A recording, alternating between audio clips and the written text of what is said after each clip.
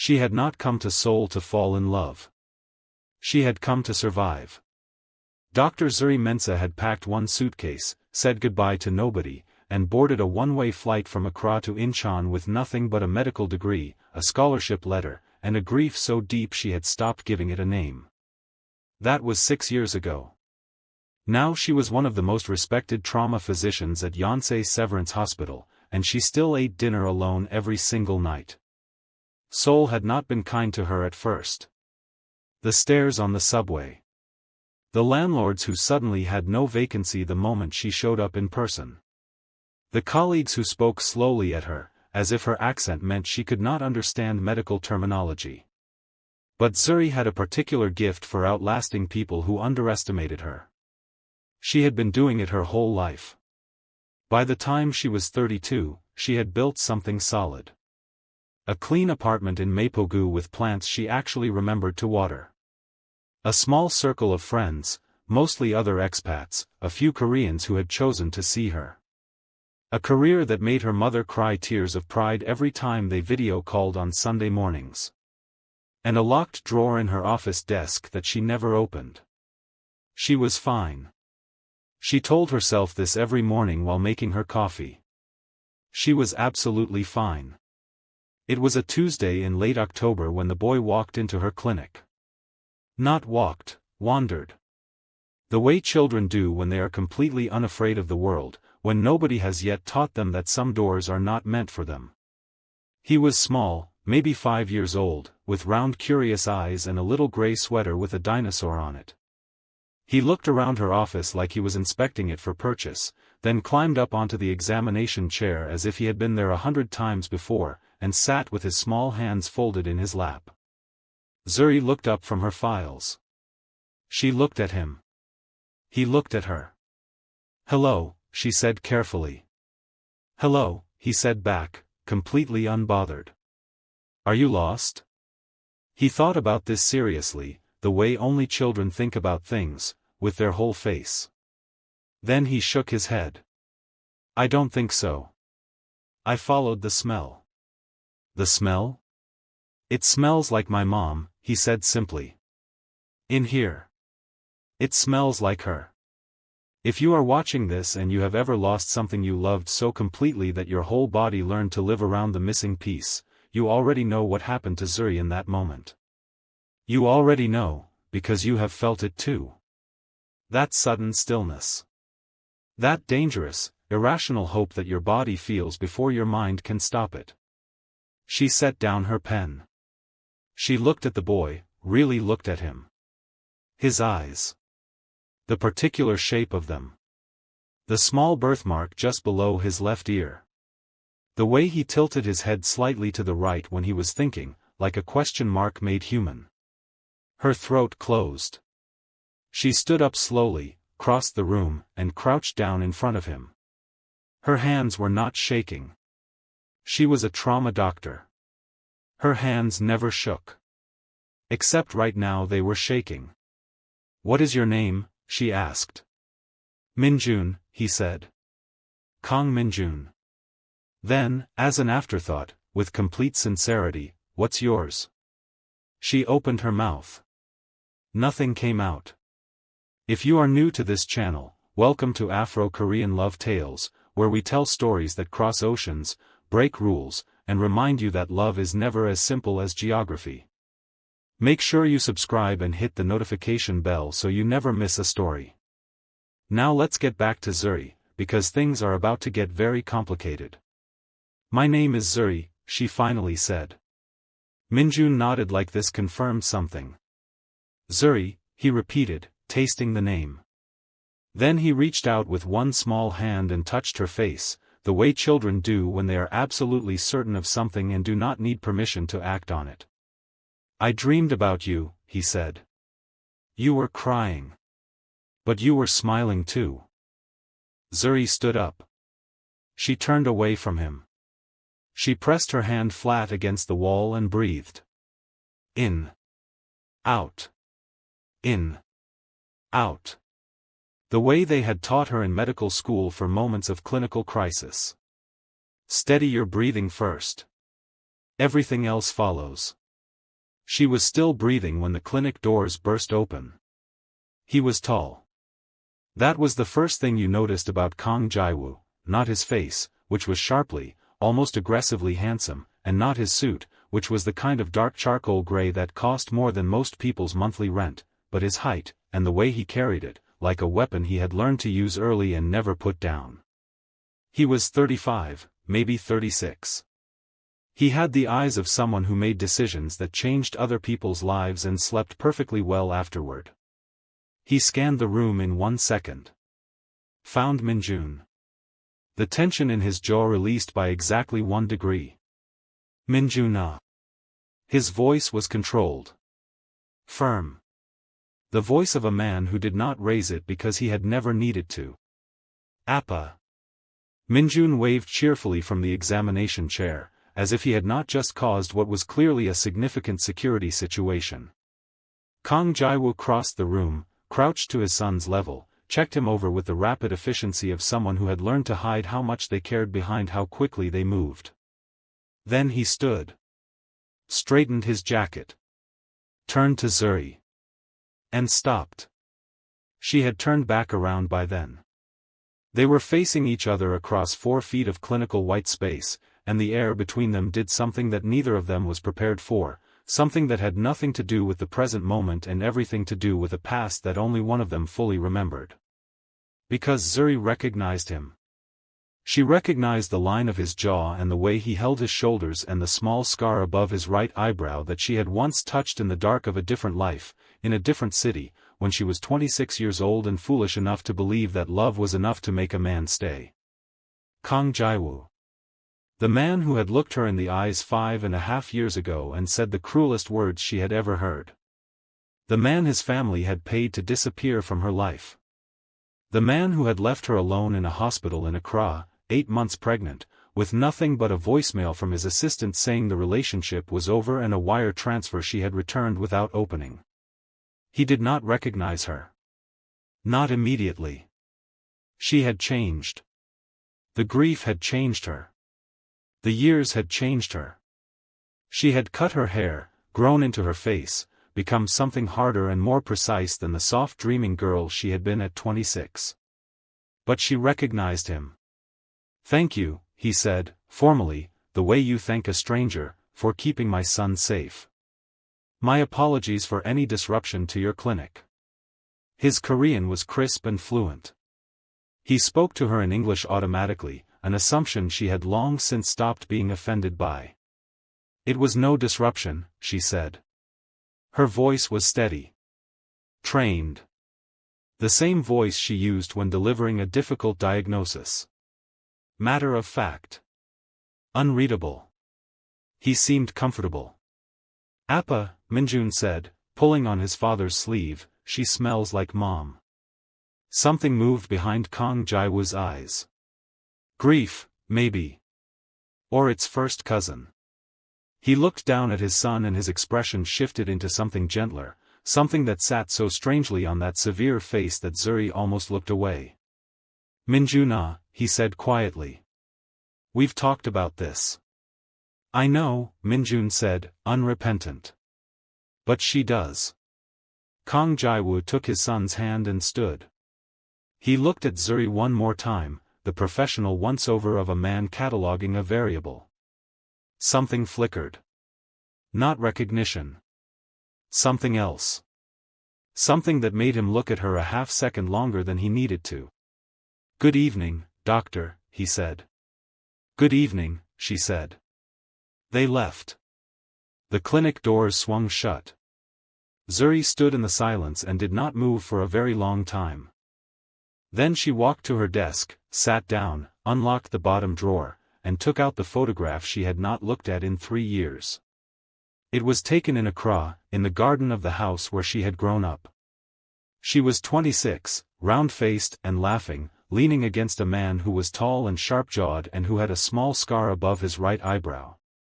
They were looking at each other, not at the camera, the way people look at each other when they have temporarily forgotten that the rest of the world exists. She put the photograph face down on the desk. Then she picked up her phone and called the only person she trusted completely. "Senna," she said when her friend picked up. I need you to run a DNA sample for me. Off the books. Tonight. There was a pause. Senna Asante was a lab technician at the hospital and Zuri's closest friend in Seoul, a fellow Ghanaian who had arrived 3 years after Zuri and immediately adopted her as an older sister. She knew when to ask questions and when not to. Does this have anything to do with why you sound like you've seen a ghost? Senna asked. I've seen two, Zuri said. I'll explain everything. Can you do it? For you? Obviously. But Zuri. I know, Zuri said. I know what I'm doing. She did not know what she was doing. But she knew what she had seen. A birthmark below a left ear. Eyes that she had memorized before she ever had a chance to hold the child they belonged to. A small boy who smelled home to her, and who had reached out and touched her face like she was something he had been looking for. She was a doctor. She believed in evidence. She believed in proof. By morning, she would have it. And somewhere across the city, in a penthouse apartment in Gangnam, a 5-year-old boy was refusing to sleep until his father told him the doctor's name again. Zuri, Kang Jae-woo said quietly, sitting on the edge of his son's bed in the dark. Zuri, Minjun repeated, satisfied, and closed his eyes. His father stayed there long after he fell asleep, turning a name over in his mind that he could not explain and could not quite let go of, with the particular unease of a man who has built his entire life on control, and has just felt, for the first time in years, that something is about to slip. The DNA results came back at 6:47 in the morning. Zuri had not slept. She had sat in her office through the entire night with a cold cup of coffee and a medical journal she had not read a single word of, watching the clock move with the slow cruelty of time when you are waiting for something that will either save you or destroy you. Senna had called at midnight to say the sample had been processed and the results would be ready by morning. Zuri had said thank you and hung up and stared at the wall for 6 more hours. She had collected the sample the previous evening. Minjun had scraped his knee slightly on the corner of the examination chair before his father arrived, and Zuri had cleaned it with professional efficiency, lifting what she needed with the steady hands of a woman who had learned long ago to act before she thought too much. It was not something she was entirely proud of. But grief makes you practical in ways that comfort never could. When her phone buzzed at 6:47, she picked it up immediately. She read the message once. Then she set the phone face down on her desk and sat very still for a long time. 99.97% match. She was his mother. She had known it in her body before the science confirmed it.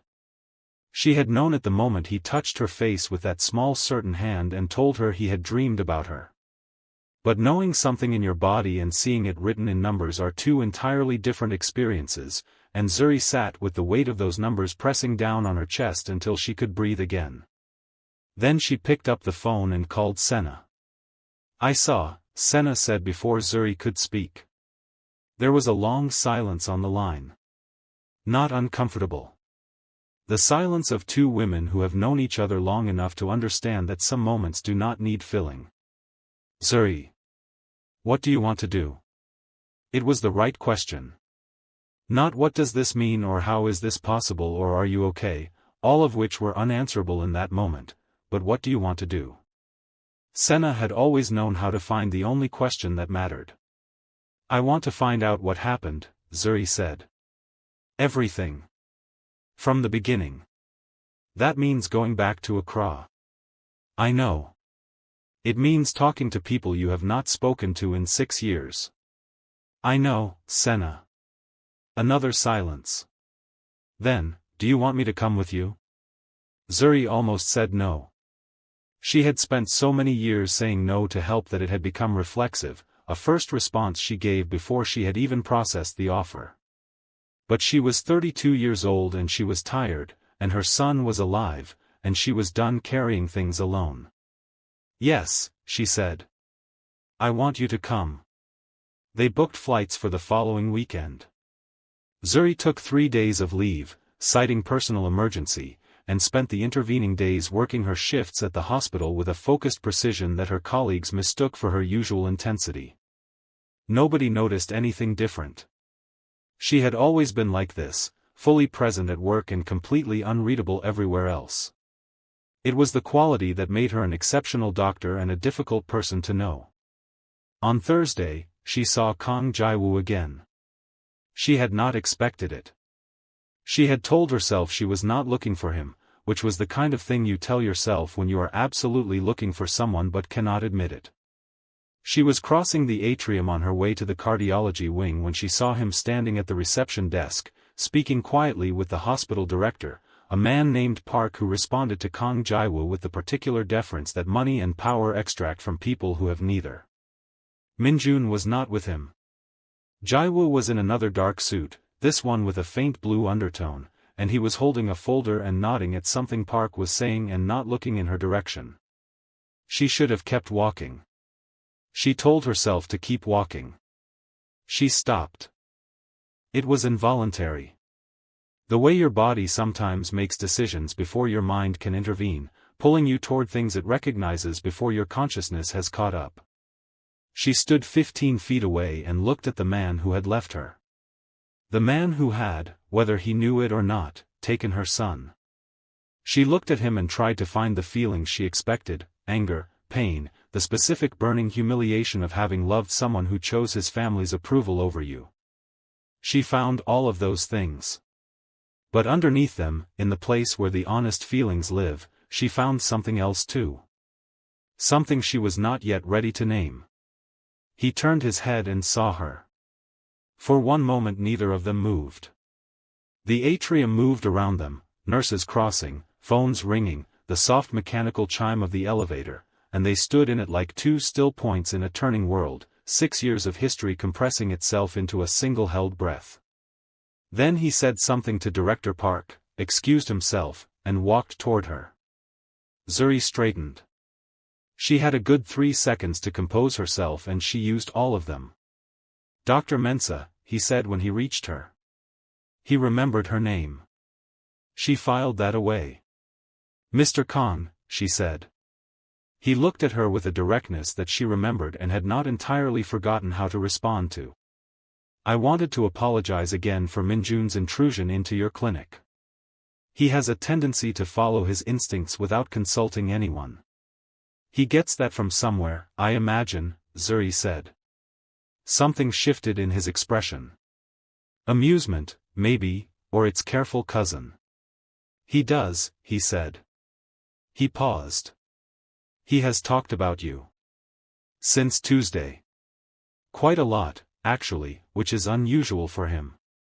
He is generally not a talkative child. Zuri kept her face neutral. Children sometimes form quick attachments to medical professionals. It's not uncommon. He asked me if you could be his doctor, Jae-woo said. His regular physician. He was very specific about it. Another pause. He said you smell like home. The words landed on her like something physical.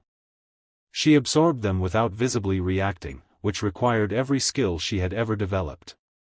I would need to review his medical history, she said.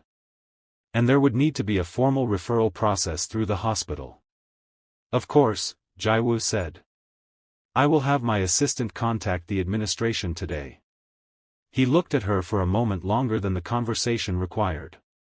Are you from Ghana? He asked. Your accent. Yes, she said. He nodded slowly. I spent time in Accra, he said. Some years ago.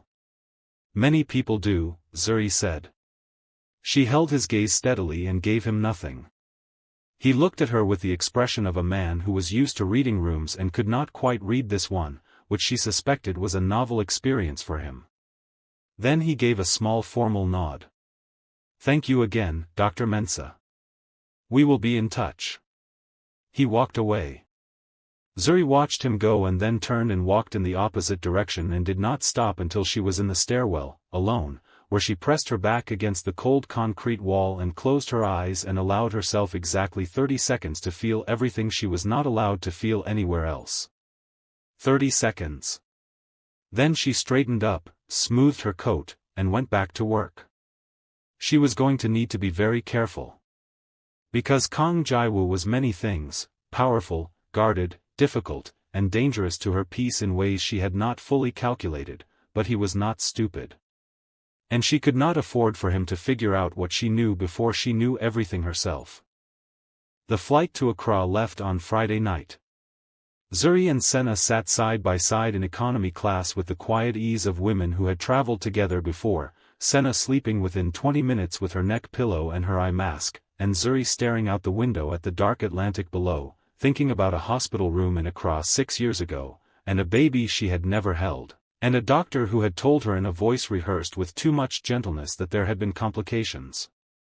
She had believed him. She had no reason not to. She was alone, and she was broken, and grief is the most effective blindfold there is. But Minjun was alive.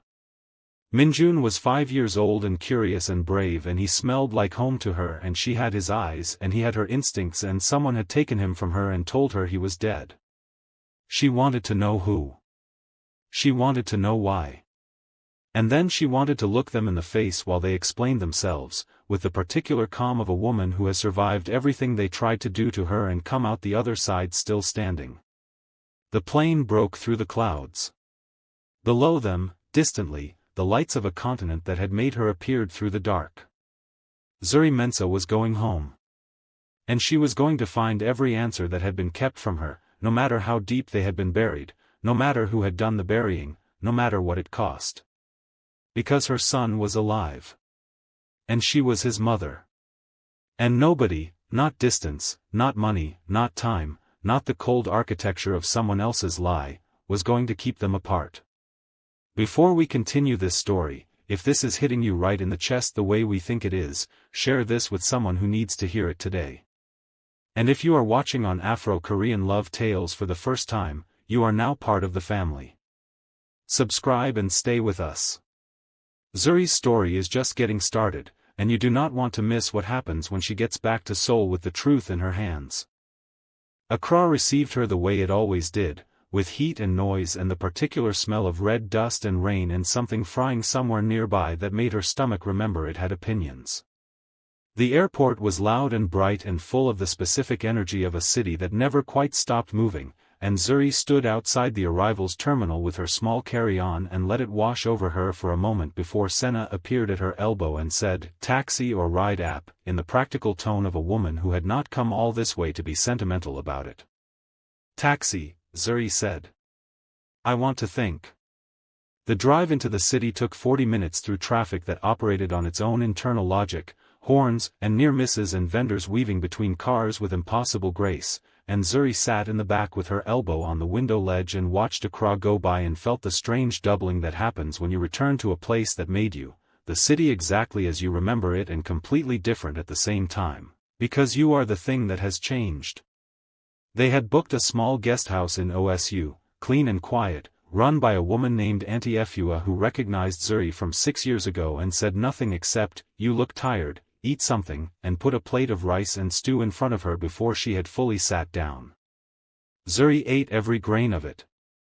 That evening, after Senna had fallen asleep, Zuri sat on the small balcony with her phone and opened the notes she had been keeping since Tuesday.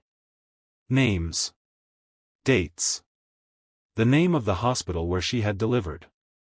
The name of the doctor who had told her the baby didn't survive. The name of the nurse who had been kind to her afterward, who had held her hand and said she was sorry, whose eyes had done something that Zuri had been too destroyed to read at the time but that she could now, in retrospect, identify as guilt. Her name was Abina Darko.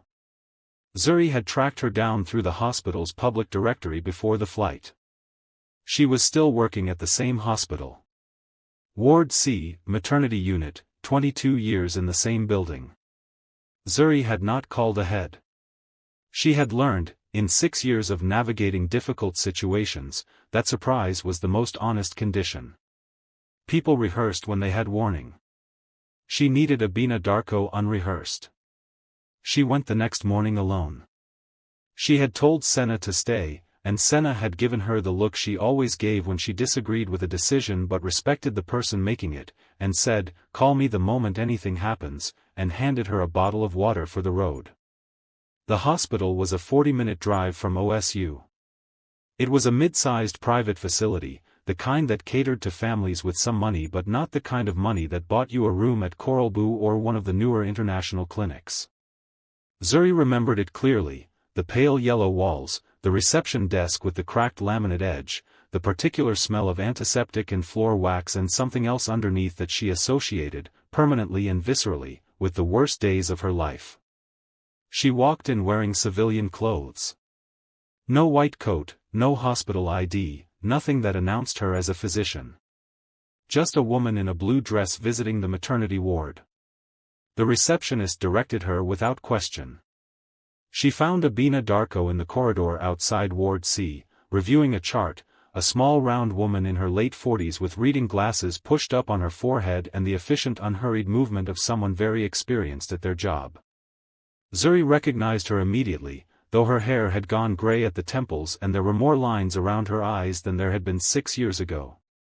She waited until Abina looked up. The recognition was instant.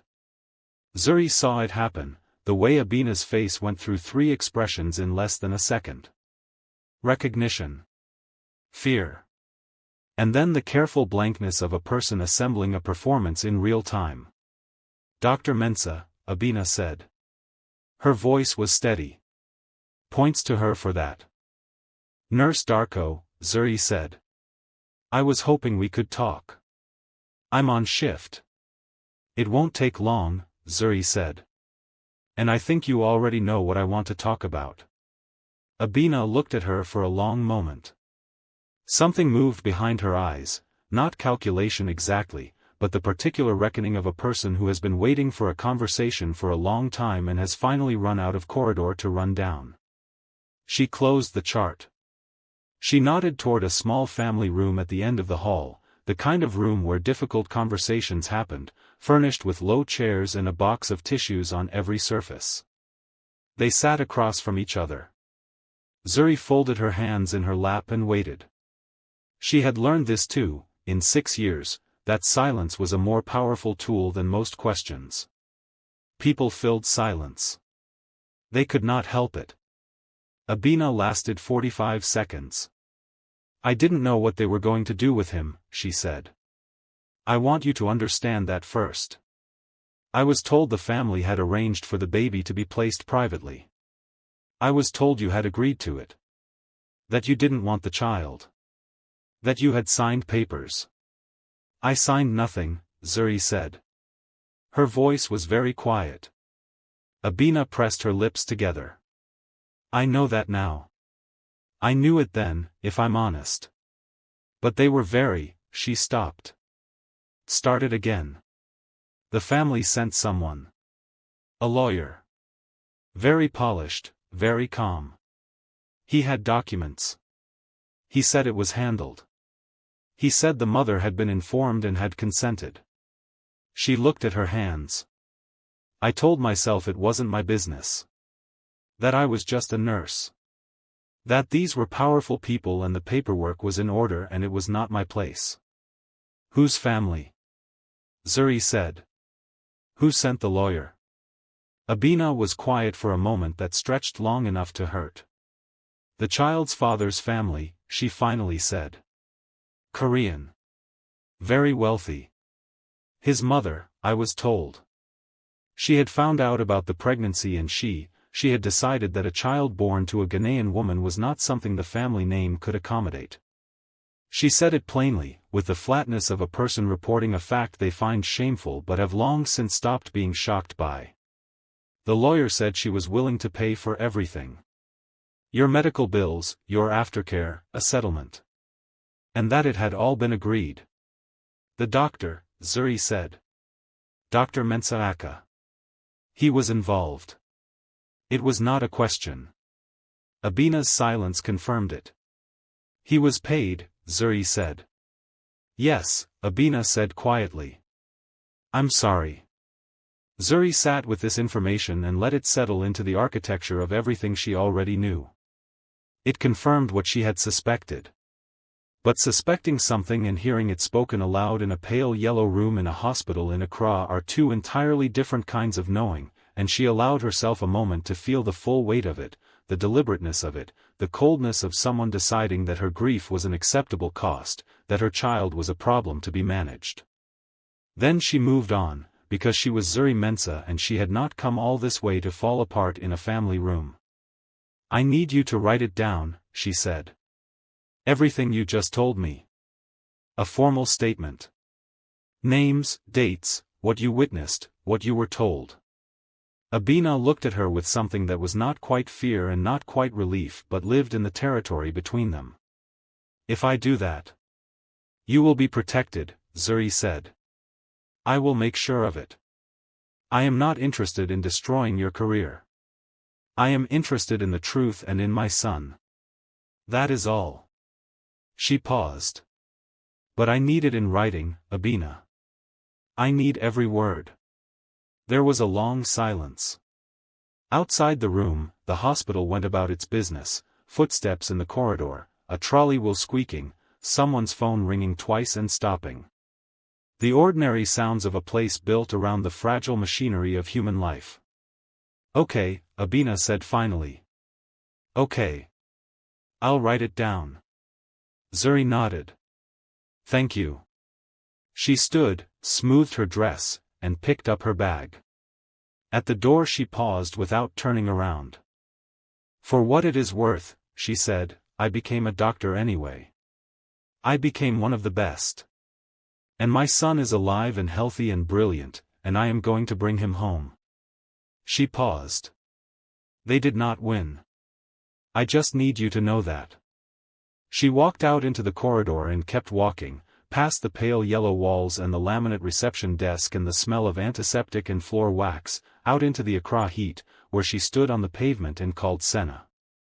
"I have a witness," she said. "Zuri. She'll give a statement. I need a lawyer. Someone good. Someone who is not afraid of money." "I know someone," Senna said immediately. "My cousin. She practices in London but she handles international cases. She is absolutely not afraid of money. Call her," Zuri said. "Today." She hung up and stood in the heat for a moment, the city moving around her, and thought about a 5-year-old boy in a gray dinosaur sweater sitting in an examination chair in Seoul, folding his small hands in his lap and tilting his head to the right and saying with complete confidence that she smelled like home. She was coming, Minjun. She was coming, and she was bringing everything she needed, and nobody was going to stop her. Not a lawyer. Not a family name. Not a man in a dark suit who looked at her like she was a variable he could not calculate. Not anyone. She flagged down a taxi and got in and gave the address of the guest house, and as the car pulled into the Accra traffic she opened her phone and began composing an email to the most senior partner at the most respected medical ethics board in South Korea. The truth was in her hands now. It was time to decide what to do with it. And somewhere in Seoul, in a bright classroom in Gangnam, Kang Minjun was drawing a picture of a woman in a white coat with a big smile, and when his teacher asked him who it was, he said without hesitation, "That's Zuri. She's going to come back." His teacher smiled politely and moved on. Children said things like that sometimes. Imaginative things. Sweet, improbable things. But Minjun put the drawing carefully in his bag to take home, and he did not doubt for a single moment that he was right. Seoul received her differently than Accra had. Accra had pulled her in with warmth and noise and the smell of everything familiar. Seoul received her the way it always did, with cool efficiency, clean lines, the quiet hum of a city that ran on precision and expectation. Incheon Airport at 6 in the morning was already fully operational, every surface gleaming, every sign perfectly bilingual, every person moving with the purposeful unhurried speed of people who knew exactly where they were going. Zuri moved through it with her carry-on and her folder of documents and the particular focused calm of a woman who had crossed an ocean to get answers and come back with more than she had bargained for. Senna had flown back 2 days earlier to cover her shifts at the hospital. Zuri had stayed in Accra an extra 48 hours, sitting across from Senna's cousin Ajoa in a quiet office in Lab 1 while Ajoa, small, precise, terrifyingly competent, with a London accent and Ghanaian eyes that missed absolutely nothing, reviewed everything Zuri had brought her. Abina Darko's written statement. The hospital records Zuri had requested under patient rights legislation. The financial transfer records that Ajoa's paralegal had quietly surfaced, showing a payment made 6 years ago from a holding company registered in Seoul to a private account belonging to Dr. Mensah, who had retired conveniently 18 months after the incident and now lived in a house in Tima that was considerably nicer than his salary had ever explained. Ajoa had read everything twice, made notes in a small leather notebook, and then looked up at Zuri with the expression of a lawyer who has just seen a case she wants to win. "This is solid," she said. "Not complete. But solid. We will need the Korean end. The holding company, whoever authorized the payment, documentation of the child's placement. That is where the real liability lies." "I know someone who can help with the Korean end," Zuri said. "The father?" "Not yet," Zuri said. "Not until I know exactly how much he knew." Ajoa had looked at her carefully. "You don't know if he was involved?" "No," Zuri said. "I don't." "Does it matter?" "Legally, the liability is with whoever authorized the removal. If it was his mother." "It matters to me," Zuri said quietly. "Personally. It matters to me." Ajoa had nodded once, the nod of a woman who understood the difference between the legal question and the human one, and moved on. Now Zuri was back in Seoul with a folder of evidence, a London-based lawyer on retainer, and a decision she had been turning over for the entire 12-hour flight. She needed the Korean documentation. The holding company records, the placement papers, the chain of authorization that led from a hospital room in Accra to a penthouse in Gangnam where a 5-year-old boy drew pictures of her in class. And the fastest way to get those records was someone with access to the Kang family's corporate infrastructure. She had one contact. One person she trusted who moved in those circles. His name was David Osei. Ghanaian Korean, second generation, his mother from Kumasi and his father from Busan, which made him fluent in both languages and cultures and perpetually claimed by neither, a condition he had long since converted into a professional advantage. He worked in corporate finance, had done deals with half the major conglomerates in Seoul, and had been Zuri's friend since her second year in the city when they had ended up at the same Ghanaian community dinner and spent the entire evening arguing about jollof rice in the corner. He was sharp and discreet and he owed her one, which was the currency that mattered most. She called him from the taxi on the way into the city. "Zuri." He picked up on the second ring, which meant he was already at his desk. It was not yet 7 in the morning. "You're back." "I'm back. I need a favor." "Of course you do. You only call me when you need a favor or when there's jollof." "David." "What do you need?" "Kang Holdings. Specifically a subsidiary or holding company that would have been active about 6 years ago, making payments to private individuals in Ghana. Medical sector. I need to know who authorized it and I need documentation." There was a silence on the line. The kind of silence that meant he was recalibrating. "Zuri," he said carefully. "Kang Holdings is not a small target." "I know. Kang Jae-woo runs that company now. His mother chaired it 6 years ago. If this is about what I think it might be about." "David." Another silence. Shorter this time. "Give me 72 hours, he said. "And you did not get anything from me." "I was never on this call," she said.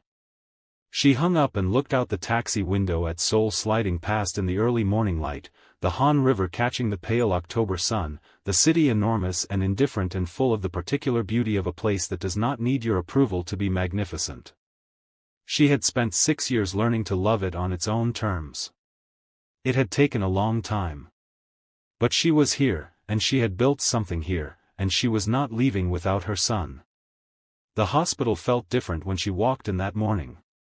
Or maybe she was the one who felt different, sharpened, clarified, all the uncertainty of the past week compressed into something clean and directed. She changed into her white coat, clipped on her ID, and went to work. She was in the middle of a consult when her pager went off with a message from reception, a patient referral, new registration, requesting Dr. Mensah as primary physician. Kang Minjun. Age 5. Referred by Kang Jaiwoo. She stood in the corridor for a moment with the pager in her hand. Then she paged back a confirmation and went to finish her consult. He came that afternoon. Minjun arrived first, slightly ahead of his father, walking into her clinic with the confidence of someone returning to a familiar place. He was wearing a yellow sweater today, this one with a small rocket ship on it, and he was carrying a folded piece of paper that he held out to her the moment he saw her, with the ceremony of a child presenting something important. "I made this for you," he said. Zuri unfolded it carefully. It was a drawing in crayon, a woman in a white coat with a big smile and arms slightly too long for her body, standing in front of what appeared to be a building with a red cross on it. Above her, in careful uneven letters that a 5-year-old had clearly worked very hard on, it said, Zuri. Something in her chest cracked open very quietly. "It's beautiful," she said, and meant it completely. "I know," Minjun said with the magnificent unself-consciousness of a child who had not yet learned false modesty. Kang Jaiwoo appeared in the doorway a beat later, slightly out of breath in the way of a man who had been walking quickly to keep up with a small determined person. He was in a dark coat today, open over a gray sweater, and without the full armor of a business suit he looked younger, less constructed, more like a person and less like a position. He looked at Minjun presenting his drawing with an expression that lasted only a second before he composed his face back into its usual careful neutrality, but Zuri caught it, the soft unguarded pride of a father who loves his child with his whole self and has learned to keep that love protected behind walls because the world is not always safe for things that matter that much. She filed that away too. "Dr. Mensah," he said. "Thank you for accepting the referral." "Of course," she said. "Please, sit down." She conducted Minjun's intake examination with thorough professional attention, asking the right questions, reviewing the medical history Jaiwoo's assistant had sent over, checking everything that needed checking. Minjun was cooperative and chatty and asked her approximately 14 questions during the examination, including whether she had ever been to space, whether doctors could have pet elephants, and whether she thought dinosaurs had been friendly or mean on average. She answered each question with complete seriousness, which delighted him. Through all of it she was aware of Kang Jaiwoo sitting in the chair by the window, watching. Not intrusively, he was not the kind of man who hovered or interrupted. He sat quietly and let her work, and she had the feeling, clinical and precise, that he was observing her in the same measured way she was observing him. Two careful people in a room, both of them taking notes, neither of them showing their hand. When the examination was finished and Minjun had been given a clean bill of health and a small sticker of a lion that he accepted with the gravity of a significant award, Jaiwoo stood to leave. He helped Minjun with his jacket, straightened the collar with the automatic tenderness of someone who had done this 10,000 times, and then looked at Zuri. "He seems very comfortable with you," he said. "He's a remarkable child," Zuri said. Both things were true and neither of them said enough. Jaiwoo looked at her for a moment with that expression she could not fully decode, the slight furrow between his brows, the quality of attention that suggested he was trying to solve something and finding the solution just out of reach. "I feel as though we have met before," he said. "Before Tuesday." "I apologize if that sounds strange." "It doesn't sound strange," Zuri said carefully. "Seoul is a smaller city than it appears." He held her gaze for one more beat. "Yes," he said. "Perhaps that's it." He took Minjun's hand and they left. Zuri stood at the window of her clinic and watched them cross the hospital atrium below, the tall man in the dark coat and the small boy in the yellow sweater, Minjun talking animatedly about something, Jaiwoo listening with his full attention the way he always seemed to listen, bending slightly toward his son like a tall tree accommodating something it wants to protect. She pressed her hand flat against the glass. She had 72 hours until David called. 72 hours in which she needed to hold everything steady, her face, her work, her proximity to a man who was either complicit in the worst thing that had ever happened to her or the other victim of it, and she did not yet know which, and everything depended on the answer. If you are feeling the weight of this story right now, you are exactly where we want you. Share this with someone today, someone who needs to be reminded that the truth always finds its way out, no matter how deep it has been buried. And if you are watching Afro-Korean love tales for the first time, welcome. Subscribe now and turn on your notifications. We release new stories every week and you do not want to be the last one to find out what David discovers in those Kong Holdings records. Stay with us. Zuri is not done yet. She was just getting started. David called in 58 hours. Zuri was in the middle of her lunch break, sitting at her desk with a container of jollof rice that Senna had brought her from a Ghanaian restaurant in Itaewon that they both pretended was as good as the real thing, when her phone buzzed and his name appeared on the screen. She set down her fork and picked up immediately. "Talk to me," she said. "I need you to sit down," David said. "I'm already sitting." "Good." She heard him exhale slowly, the breath of a man organizing difficult information into the most coherent sequence. The holding company is called KH Solutions. Registered in Seoul, dormant now but active between 15 and 8 years ago. It was used primarily for discretionary payments, things the main Kong Holdings entity could not be seen to authorize directly. Consulting fees, settlements, that kind of thing. And 6 years ago? 6 years ago KH Solutions made 3 payments to a private account in Ghana. Total amount across all 3 transfers, $420,000. A pause. The account belongs to a Dr. Zuri Mensah. Zuri closed her eyes briefly. Confirmation of what she already knew, but hearing the number made it concrete in a new way. $420,000. That was what her grief had been worth to someone. That was the price they had put on her child. Who authorized the payments, she asked. That's where it gets complicated, David said. The signatory on the KH Solutions account at that time was Madam Kang Soo-hyun, Jaiwoo's mother. She was the sole director of the subsidiary. So she authorized it. She authorized the payments, yes. But Zuri, he stopped. David. There is a secondary document. An internal memo, the kind that was never supposed to leave the building. My contact took a significant personal risk getting this to me and I need you to understand that before I tell you what's in it. I understand, Zuri said. What does it say? Another exhale. It's a briefing memo. Prepared by Madam Kang's personal attorney 6 years ago. It outlines the situation, your pregnancy, your relationship with Jaiwoo, the family's position on the matter. Standard language, very cold, the way lawyers write when they are trying to make something ugly sound administrative. He paused. At the bottom there is a handwritten note. It says, and I am reading this directly, Jaiwoo is not to be informed. He would not agree. Handle it before he returns from Tokyo. The room went very quiet. Zuri sat with the phone pressed to her ear and the container of jollof rice going cold in front of her and felt the full seismic shift of what she had just heard, rearranging everything she thought she understood about the last 6 years. He had not known. Kang Jaiwoo had not known.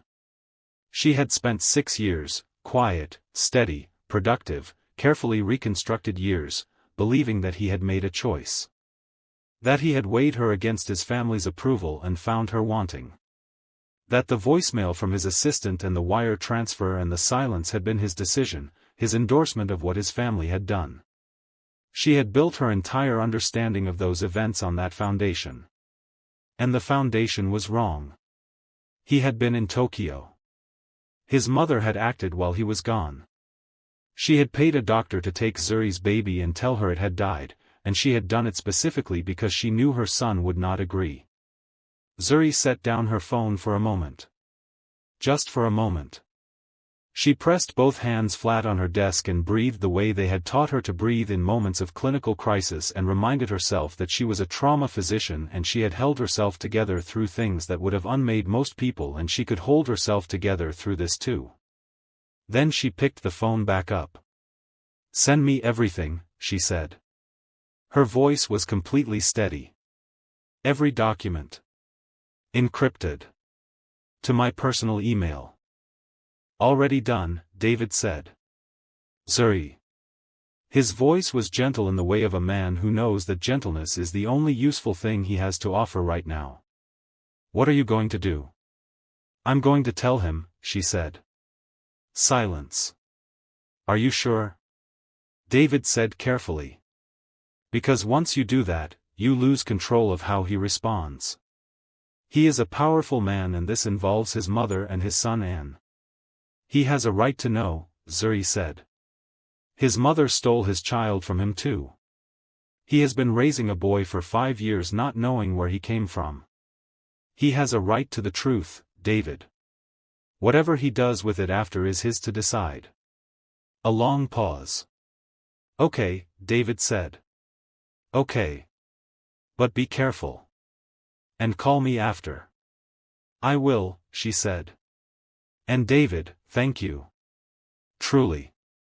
Buy me jollof," he said. "The real kind. Not that Itiwan approximation." She almost smiled. "Deal." She spent the rest of that evening preparing. She reviewed every document Ajoa had compiled, every piece of evidence David had sent, organizing it into a clear and irrefutable sequence. She wrote notes. She thought through every possible response he might have and how she would handle each one. She was methodical and precise, and she did not allow herself to think about the personal dimensions of what she was about to do until she had finished being a lawyer and could afford to be a human being again. She called him the next morning. His assistant answered, efficient and polite, and Zuri identified herself and said she needed to speak with Mr. Kong about a matter relating to his son's medical care. She was put through in less than 2 minutes, which told her something about the priority he gave to anything concerning Minjun. "Dr. Mensah." His voice was composed as always. "Is everything all right with Minjun?" "Minjun is perfectly healthy," she said. "This is not a medical call. I need to meet with you in person. Today if possible. It is important." A brief pause. "My schedule is." "Mr. Kong," she said. "Please. It concerns your son, but not in the way you are thinking. I need an hour of your time, and I need it today." Something in her tone must have reached through the professional distance, because he said, 6 o'clock, without further negotiation, and gave her the address of his office building in Gangnam. She arrived at 6 exactly. His office was on the 32nd floor, floor-to-ceiling windows overlooking a Seoul that was just beginning to light itself up for the evening, the city spreading out below them in every direction like something that had decided to be beautiful on purpose. He was standing at the window when she was shown in, and he turned when she entered with the unhurried self-possession of a man entirely comfortable in his own space. "Dr. Mensah," he said. "Please sit down." "I'll stand," she said. "For now." He looked at her steadily. He did not sit either. She opened her folder and placed the first document on his desk. "6 years ago," she said, "I was a 26-year-old medical student in Accra. I was in a relationship with a man I loved. I became pregnant. The relationship ended abruptly, through a voicemail from his assistant, and 3 weeks before my due date I was alone in a hospital in Accra when my baby was delivered and taken from me. The doctor told me the baby had not survived. I was shown no body. I was given no certificate.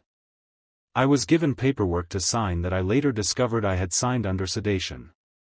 She paused.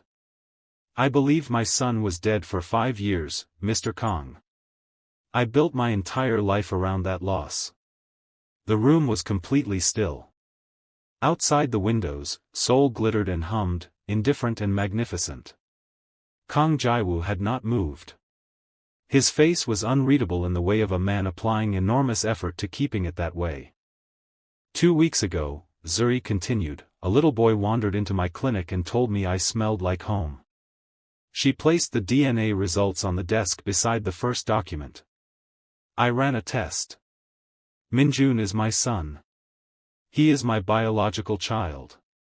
He was taken from me at birth and his existence was hidden from me by someone who decided that I was not an acceptable origin for a Kong family heir.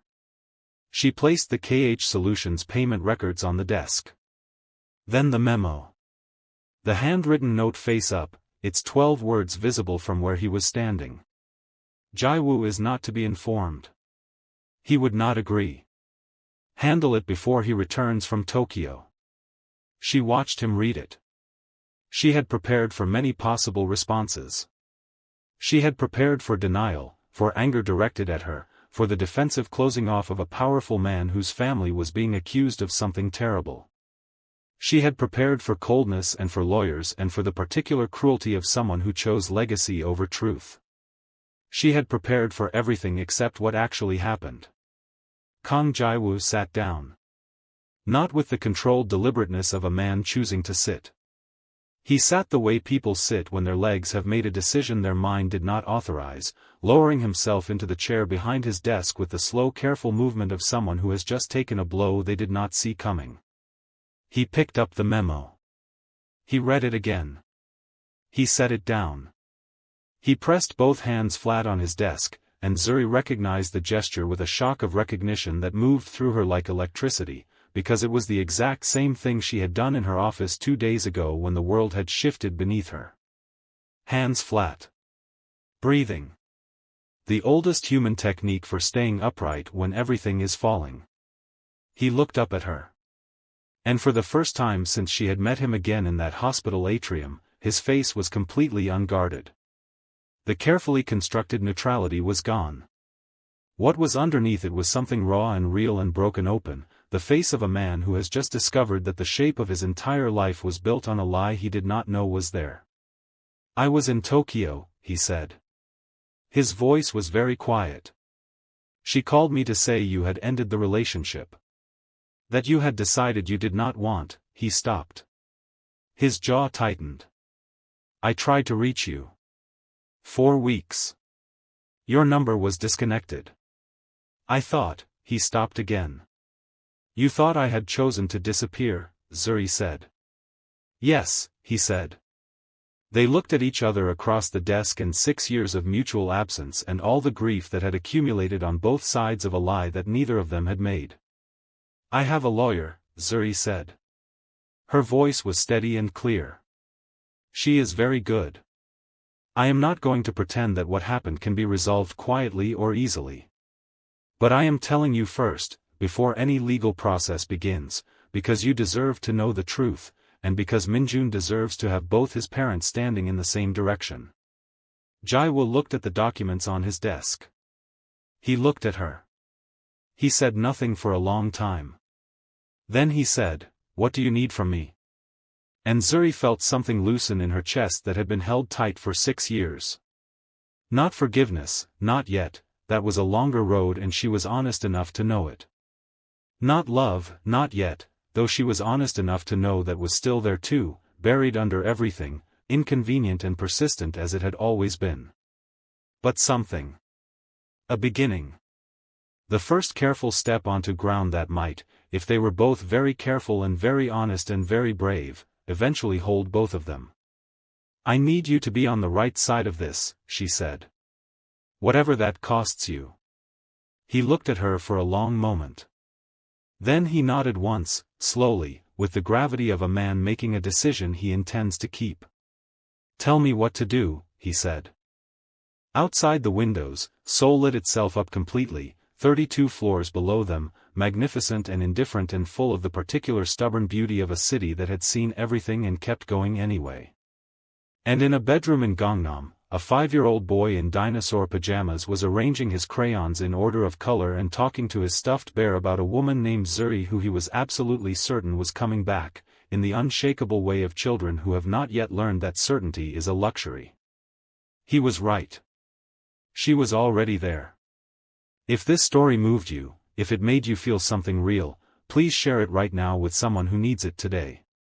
Love across distance, love that survives loss, love that finds its way back, that is what we tell here, every single week. This has been Afro Korean Love Tales. If you are not yet subscribed, now is the time. Hit that button, turn on your notifications, and stay with us. We have so many more stories to tell. And to everyone who watched all the way to the end, thank you. You are why we do this. Zuri Mensah came to Seoul to survive. She stayed to rebuild. And in the end, without planning it, without asking for it, she got back everything she had lost, her son, her truth, and the beginning of something she had been brave enough to want again. She had not come to Seoul to fall in love. But love, it turned out, had not finished with her yet.